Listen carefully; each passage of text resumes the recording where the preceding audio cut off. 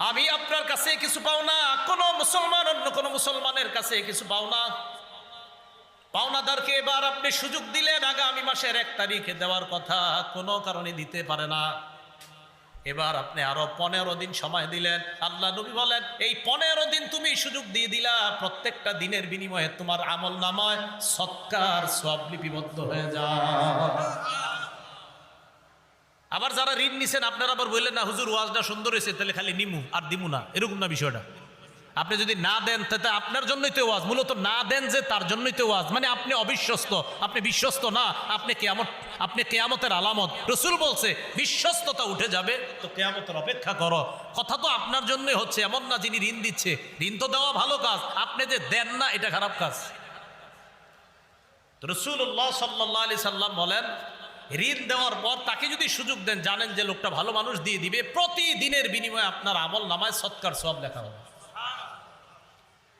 এবার আসেন, তাগাদা বুঝেননি? তাগাদা, আরে ব্যবসায়ীরা বুঝেন না তাগাদা? হ্যাঁ তাগাদা। এই তাগাদার মাসালা শুনুন। তাগাদা দিবেন নরম ভাষায়।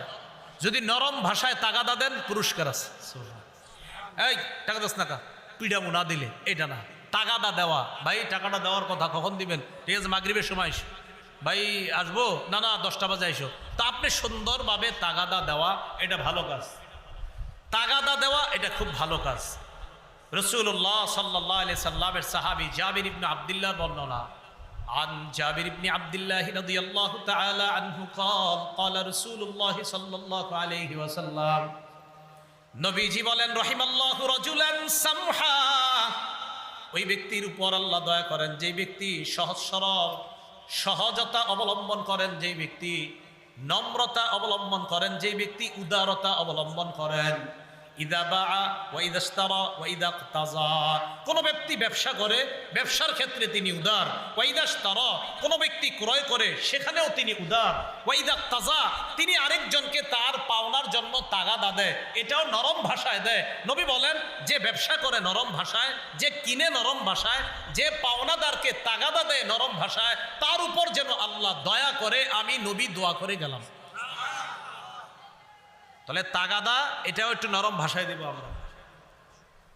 রাসূলুল্লাহ সাল্লাল্লাহু আলাইহি সাল্লামের সাহাবী আব্দুল্লাহ ইবনে আব্বাসের বর্ণনা, আন আব্দুল্লাহ ইবনে আব্বাস রাদিয়াল্লাহু তাআলা আনহুমা قال قال রাসূলুল্লাহ সাল্লাল্লাহু আলাইহি ওয়াসাল্লাম, নবীজি বলেন, ইমসাহ ইউমসাহ আলাইক, আল্লাহ রসুল বলেন তুমি উদারতা অবলম্বন করো, ইউমসাহ আলাইক, তোমার প্রতি উদারতা প্রদর্শন করা হবে।